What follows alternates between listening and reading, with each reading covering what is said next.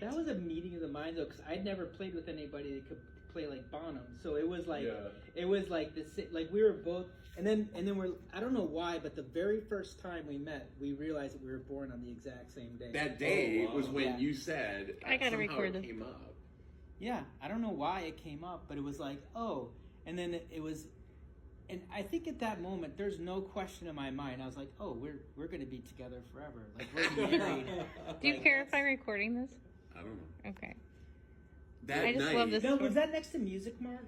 So Music Mart, he had that building too, and he would let the people who worked there rehearse there.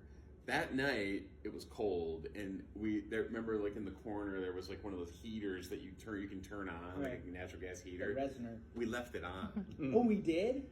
And I came to work like the next Tuesday, a few days later, and he was furious. Oh, geez. And I was just like, okay, yeah. Wait, so how did you meet him for the very first time? Mike Lamp. Right. So I was trying to start a band with Mike Lamp, but I wanted to be in a band with Mike Lamp. Yeah. Who didn't love Mike Lamp? Like, he was great, but he was overcommitted, and he was also fucking like he was going to be in like a militant Muslim hip hop group. Well, he was in one, yeah. That was his whole thing. But then but then he had Amir, and that's why he left. So his first child with Tiffany. I didn't know that. And that's why he left. Whatever we had a bunch of different names, for it, and he's like, oh, I got the guy for you. He's this guy from Music Mart. He's from Clarence. And crazy. And it was like, and that was it. And like, so you met at a music store? No. My friend Mike Lamp, who was playing drums with me, said, I have somebody that can replace me that's better than me. Okay. And it was Pat. And then so where were you actually though when you met? We met at this practice space next to Music Mart, right? Yeah. is that what it was? Yeah, that's right. It was like an abandoned, like some weird old grocery store. And that's where you were a teacher there, right? You were a drum. Yeah, teacher. And the very first thing you played, that you heard him play, was what?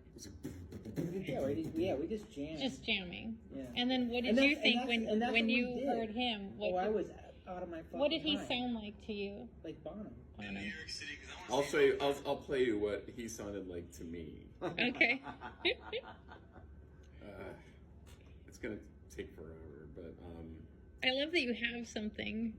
well, it just occurred to me, and oh, this is exciting. Hold on,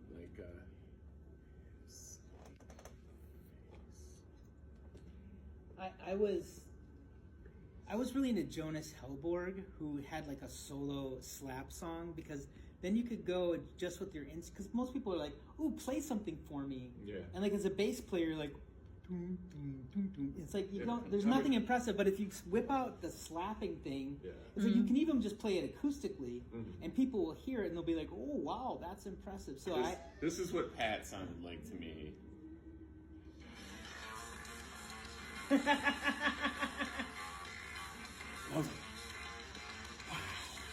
Oh my gosh. It was so Who sick. is that guy that you just played? the bass the world guy, or whatever. I love that. Yeah. You know that, Jude? Yeah. No. Best stank face. Okay, so that was the musical part. What about like friends? Like, how did you? Well, yeah. And then we hung out, and then Pat worked at like this gas station, and I hung out. I had the graveyard shift. Yeah, the graveyard at the shift. NOCO on fucking Genesee by the airport. Yeah, and so I would go there and eat candy, and we would talk, and eventually I was like, I was getting really sick of Buffalo. No, we had a plan. We were gonna go, and then one day he rolls in and he's like, "I'm fucking leaving." Like Yeah, because it was really fast. Yeah, he had enough, and I'm like, "Let me sell my car. I'm going with you. I'll go. We'll go." He's like, "Okay." And, I was like, okay. I was like, You're all stoked. right. I'm like, I'll do it. But in my head, I'm going like, there's no fucking way this guy's gonna like roll out with me. Yeah. Like he doesn't know. Like you know me for like a month or two. That's like, crazy. not that in a long. storm, man. And like the fact that you trusted me in my we went with nothing. We had like It was like 40, this. We had enough. It was funny because I I still have the piece of paper where we kept tabs of our gas. Oh, we had a log. Yeah, we had a log. It was like, we probably went to LA with like a couple $100. I had $800. No. Are you plan, kidding? $800. No plan, nothing. I mean, and like we rolled in. Well, pivotal moment. We stop in Petaluma, right, and then we go see Primus. Did we see? Oh, that's we saw right. Primus at the Warfield. That was that show. And the culture shock for me was so intense that I remember being physically upset by it because I loved Primus, but I'd never seen 1,500 people going up and down at the same time, because like jumping up and down. That was the record release party for yes, Frizzle for Fry. Frizzle Fry. Yeah, and we loved it. We loved it. Oh my God, It I was forgot so that was sick. that. I mean, I remember the show, but I forgot that was when it was. And then we drove down to Hollywood to hang out with Soda on We Sycamore. stayed in a studio apartment for like a month. Yeah. Until we got the world's worst apartment. It was a fine apartment. And it was funny. Do you remember that drunk guy who just wandered in? He wandered in one day and he just sat down on our chair. Yeah, I do. This is fucking crazy. I do. And you're like, dude, you can't. You gotta go. Like, you can't just come in here. Who was the guy that lived in the building that was in a band who had like one dreadlock? Do you remember that guy? Ovis. Ovis! He had a record deal. He wore like one of the, like a Harry stuff up here. It was Ovis. Ovis. Yeah. We lived. Our first apartment was a studio apartment on Gower, right? Gower. It was one over from Gordon. It was a Gordon. Okay, Gordon. Oh yeah. Gower was a big one. So it was on the other side of, what is that? Like Universal. It's right by. It was a Cello. Well, but there was wasn't there like a TV production thing right in front of us? Well, it's called East West Down. Is that what it is? Okay. And I Like remember coming home one day and there was like, they had like a lineup of the gang in front of us and like right in front of our building and like, oh God, that was the time where like people would you would remember car alarms were a huge thing. And I'll never, one day, here comes a mini truck, like a slammed mini truck, with the alarm blaring, and the guy just like bouncing through the street, like he's clearly driving a stolen truck. Like, it was hilarious. So what's the first song that you did together? Jesus Christ. We did Bush. I mean. No. We had before that. You had like Furry. Yeah.